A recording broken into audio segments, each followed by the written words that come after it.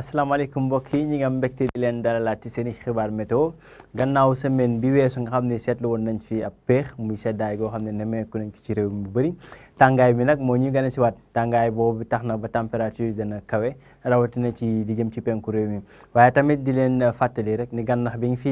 yëgaloon daanaka ci altine bi weesu jeex na ci àllarba bi mi di jotee donc fàttaliwaat ko rek gànnax gi nga xam ne yëgaloon nañ ko ci altine gi weesu jot na jeex tey nii ci bi mi di jotee ñu jàll nag ci desetu xibaar yi xool que ni image sat bi mi ñuy wan ni que ay niir la yoo xam ne dana jógee ci géej gi wàllu yan nag laal bëj gànnaaru réew mi waaye li des si dëkk bi yëpp jant bi moo fi gën a fës asamaan si dina leer buñ jàllee nag ci prévision guddik tey bi ngelaw li dana jógee ba léegi booru bëj gànnaar gi ngelaw loole nag moo fi indi xeetum péex boo xam ne dañ ko nemmeeku ci guddi gi ak bërset bi température yi dana dalee ci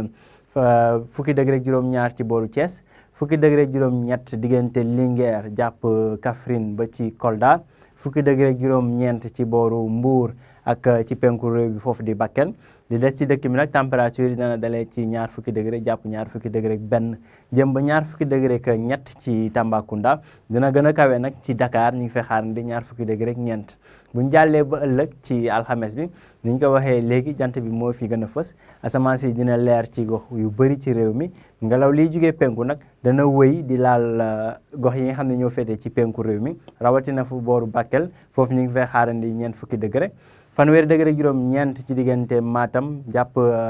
Tambacounda ba jëm booru Kédougou ñu ngi fay xaarandi fanweeri degré juróom ñett fanweeri degré juróom jàpp fanweeri degré juróom benn diggante Ziguinchor jàpp Sédhiou ba ci Kolda bu ñëwee ba ci diggu réew mi nag température yi dana dalee ci fanweeri degré juróom benn jàpp fanweeri degré juróom ñett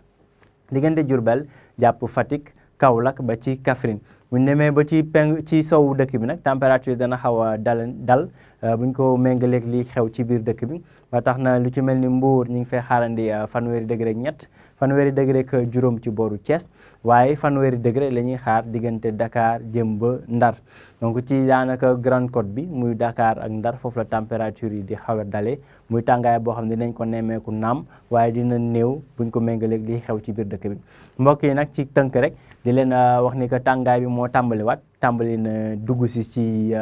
dëkk bi rawatina ci booru penku bi température yi dana egg ba ci ñeent fukki degré ci yenn gox ci réew mi donc loolu moo doon xibaaru météo yi ñu ngi leen di jox dig daje ba ëllëg incha allah ci yeneen xibaar ñu ngi leen jëf